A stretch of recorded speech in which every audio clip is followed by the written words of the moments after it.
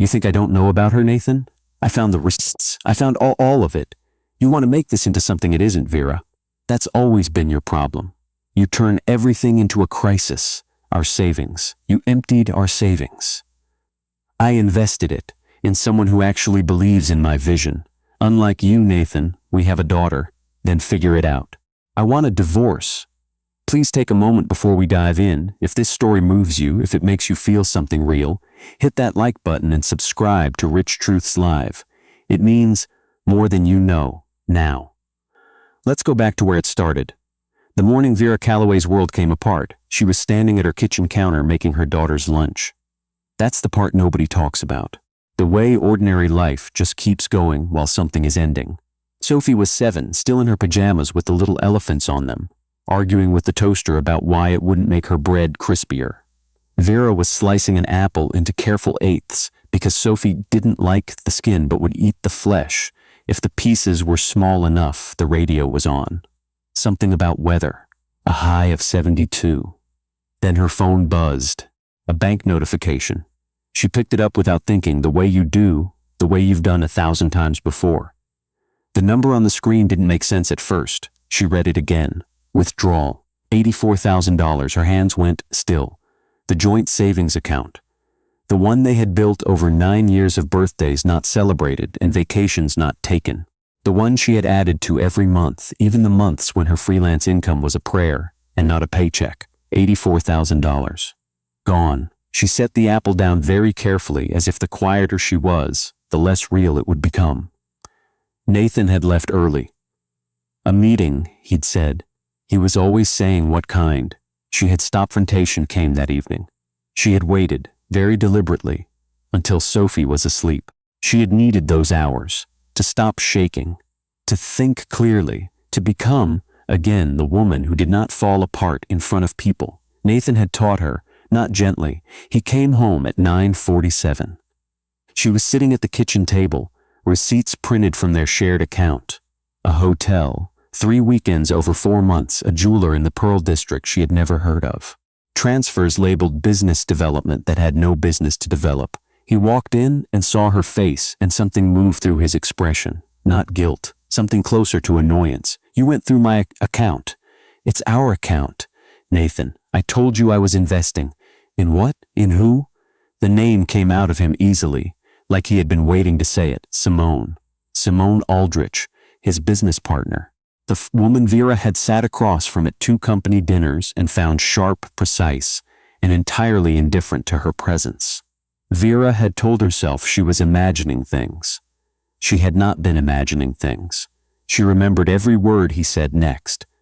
The way memory works when your body understands something is important before your mind does. The way it records everything in high definition. He said Simone understood ambition in a way Vera never had. He said Vera had made herself small, and then blamed him for the ceiling. He said she had chosen stability over greatness, and that was her problem, not his. He said he wanted a divorce. Vera looked at him across the kitchen table, across 9 years and 1 sleeping daughter and $84,000 of their life, and understood something with a clarity that came very quietly. She was not going to let this be the thing that broke her.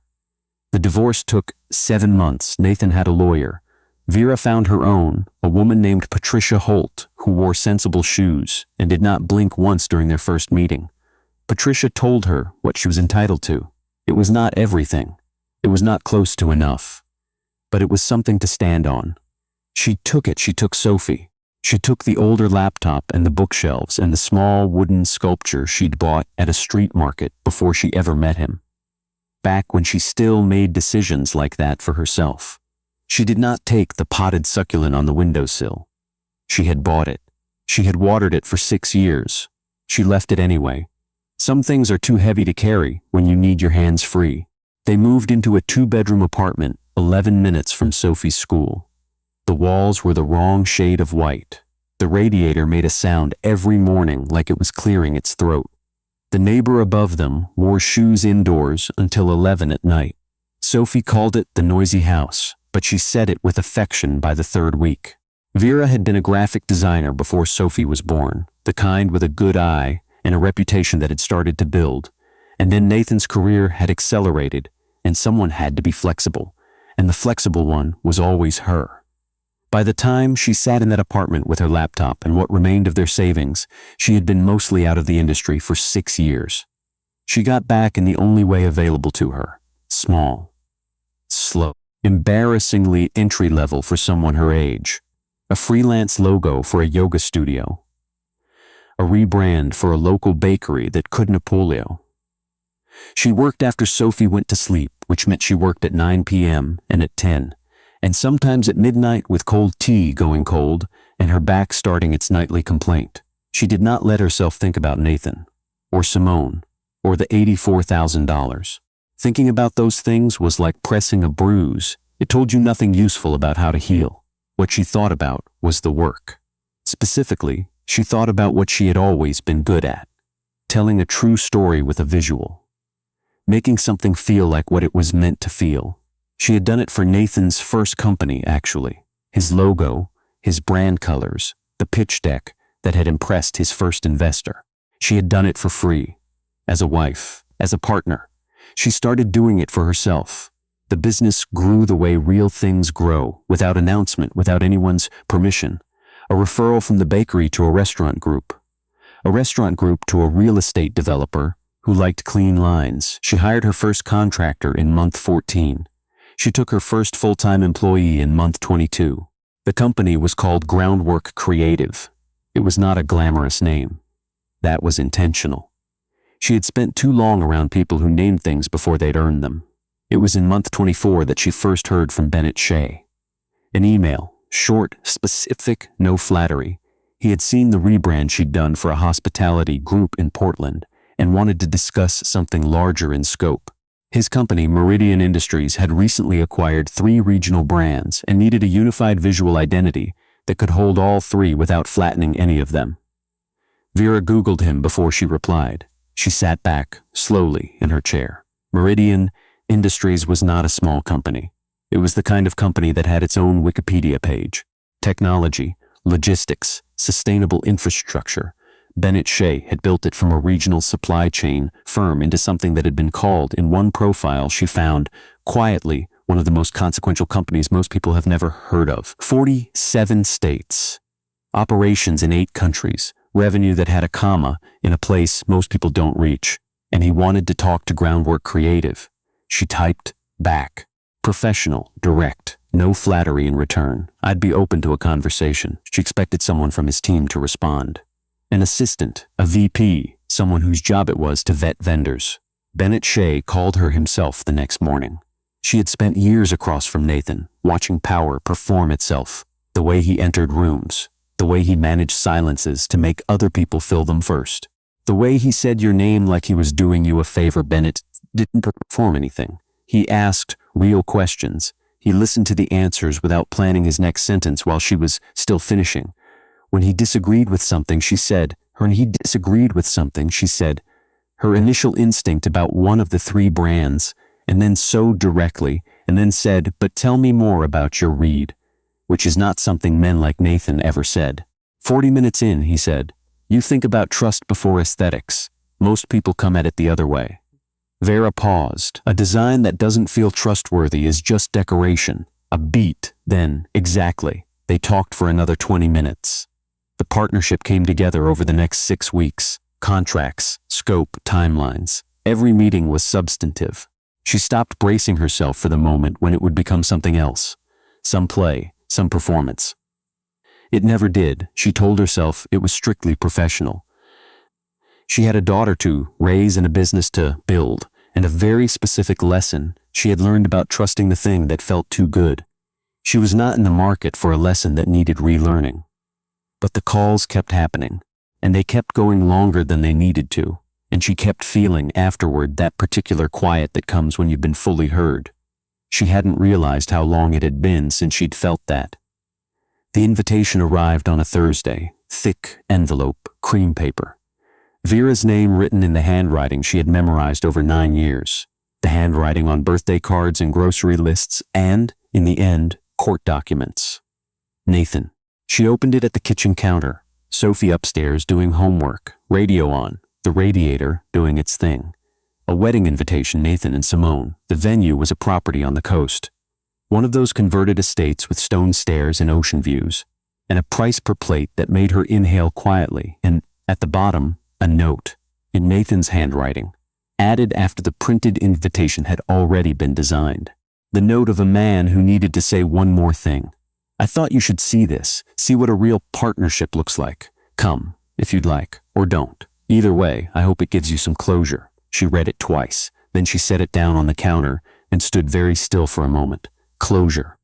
The word he had chosen, as if what she needed was a front row seat to his ceremony. As if watching him marry Simone Aldrich in a coastal estate would finally make her understand what she had failed to be. She was familiar with this move. It was his signature, the thing that looked like generosity and functioned like a knife. He had done it in their marriage too. The thoughtful gesture that always had a second edge. She picked the invitation up again. Read the note one more time. Then she smiled. The smile of a woman who had absolutely decided something. She picked up her phone. Sent one text. Can you talk tonight? I have something to run by you. Bennett called within the hour. She told him about the invitation. She wasn't sure why she told him. They were colleagues, formal ones at that. But it came out anyway, the note and the thing underneath the note.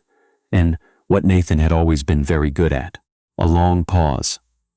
I'll come with you, Bennett said, if you want. Not for any reason, except that you shouldn't walk in there alone when someone's designed the hole. Vera looked out the window of her apartment. The neighbor's light was on. Someone was watering. Something. You don't have to do that. I know, he said. I want to. She didn't answer right away, and he didn't fill the silence. That was the thing about him. He let silences be what they were.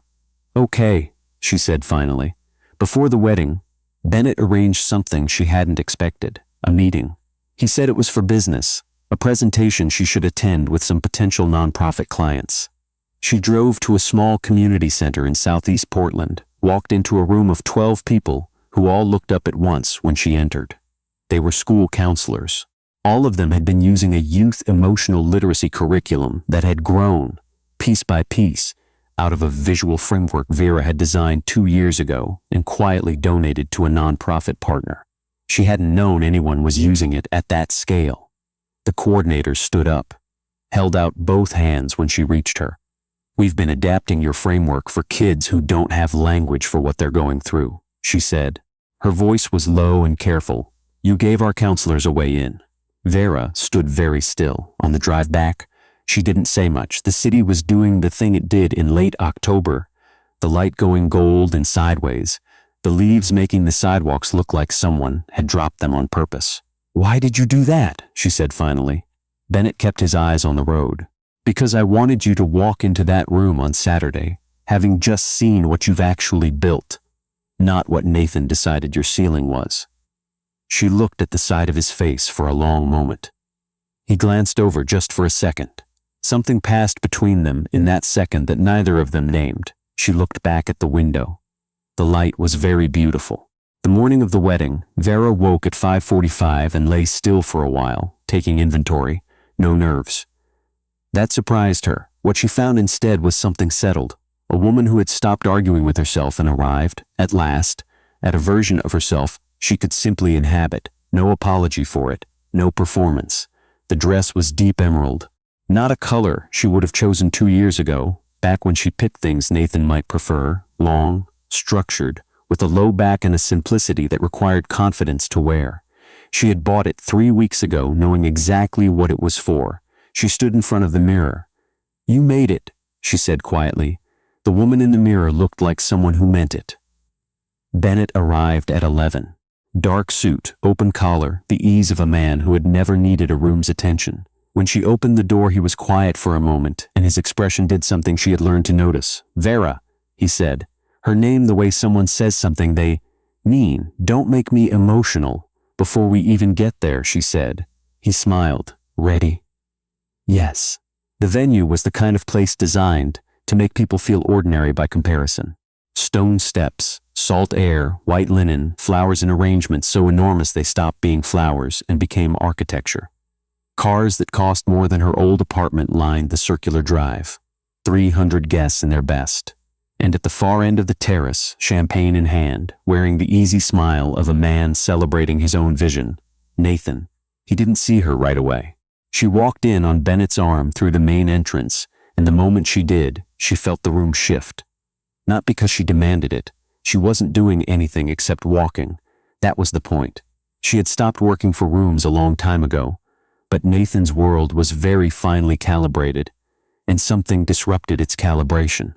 She heard the murmur before she saw his face change. He turned toward the entrance with the comfortable authority of a man who expects to approve whatever he finds there. He found Vera. The sequence of his expression over the next several seconds was a complicated thing. First, recognition, then a rapid recalculation. The woman at the entrance was not the woman his memory had stored. He had kept a very specific version of her, the version that had been there at the end. Smaller, quieter, tired in a particular way that he had contributed to and then blamed on her nature. He had invited that version here. That version was not here. The woman who stood at the entrance of his wedding wore emerald silk and looked undeniably like herself, only more so. Like something had been removed, like she had put down something very heavy, and her spine had remembered what it was for. He noticed Bennett a beat later. Vera watched his eyes move to Bennett's face and stay there. Watched him process what he was seeing. Watched the thing that moved through him like weather. Someone near Nathan leaned in, said something. His expression flickered. More words reached him. People identifying Bennett by name. People apparently familiar with Meridian Industries. Someone near the bar saying Vera's company name with the tone reserved for things being discovered. Nathan's champagne glass lowered, millimeter by millimeter. He had sent that invitation as a performance. He had designed it to arrive and find her diminished, and then confirm it in person. The final chapter of a story he had told himself about the two of them, in which he had chosen correctly, and she had been the limitation. He had needed her to come and see that. He had needed it to be true. What he could not have designed for was this, that she would walk into his wedding and simply not need anything from him. Not his approval, not his reconsideration, not his guilt. That the woman he had spent 9 years making small would be standing in his venue looking like someone who had completely forgotten. He had the ability to make her anything. Vera said something to Bennett. He tilted his head and laughed, not for the room, something private, the particular sound of two people with a shared language. Nathan watched. Couldn't stop. He looked at his hands around the champagne flute. They were very close to shaking. On the other side of the room, behind the temporary partition that served as the bridal preparation area, Simone Aldrich was finishing her makeup. She was not thinking about Vera. She was not, in fact, thinking about Nathan, not in the way a bride might. She was thinking about timing, what no one at that wedding knew. What Nathan himself did not fully know, or had chosen not to look at, was the particular shape of Simone Aldrich's history. Before Portland, before Nathan, before the business partnership that had become something else, Simone had spent 4 years working inside a venture fund in Chicago, and over those 4 years, she had done something very careful and very patient. She had rerouted capital. Small amounts at first, moved through nested accounts, labeled in ways that required specialized attention to trace. Over time, the amounts had grown. By the end, the gap was close to $6 million. She had left Chicago ahead of the investigation. She was good at leaving ahead of things. Nathan's company had been useful to her in the way a vehicle is useful, not for its own sake, but for what it moved. Some of his development projects had received her laundered capital as investment. He had not asked the right questions. The right questions would have required wanting to know the answers. And Nathan had always preferred certain aesthetics to certain truths. The SEC and a joint financial crimes unit had been looking for Simone for 19 months. They found her at her own wedding, at 4:17 in the afternoon, as the string quartet was playing something Vivaldi. The music stopped the way silence arrives after a loud sound, all at once, total. The guests turned. At the front of the venue, near the ceremony arch, 4 people moved through the crowd, with the particular economy of motion that is neither rushed nor negotiable. Simone walked out of the preparation area in her wedding gown. Ivory, cathedral-length train, the kind of gown that takes months to source, and stopped.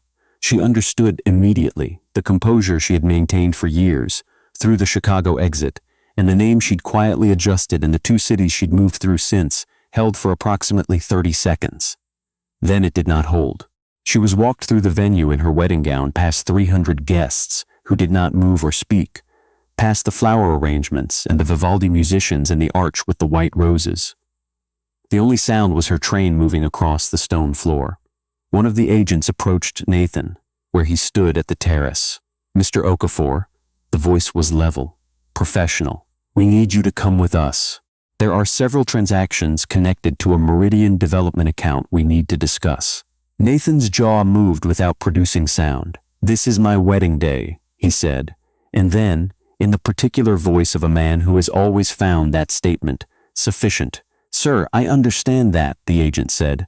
"We'll need to speak with you regardless. Please come with us."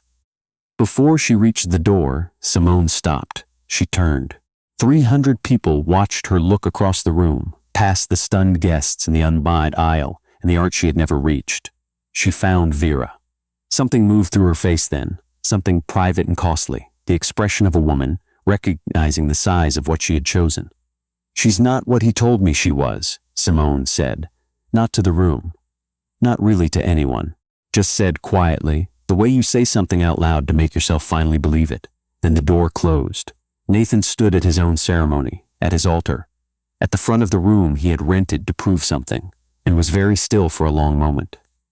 He looked at Vera. She held his gaze. Not cold, not hot, not performing anything. The gaze of a woman who has completed her grieving in private and arrived somewhere he does not have access to. "Vera," he said. Just her name. She didn't answer. She had already said everything she needed to say. She'd said it with her spine in her gown, and the fact that she had built an entire life in the time he'd spent burning theirs down. Some things don't require words. What happened next? Well, 300 people who had attended a wedding were suddenly at a different event entirely, and human beings being what they are, they handled it the way they handle most extraordinary things.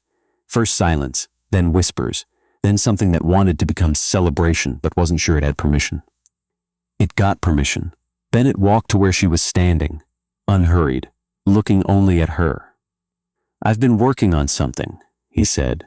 "That's how you always start bad news. It's not bad news." He reached into his jacket, produced a small card, handed it to her. It was a handwritten note, 6 sentences. She read it once, then again.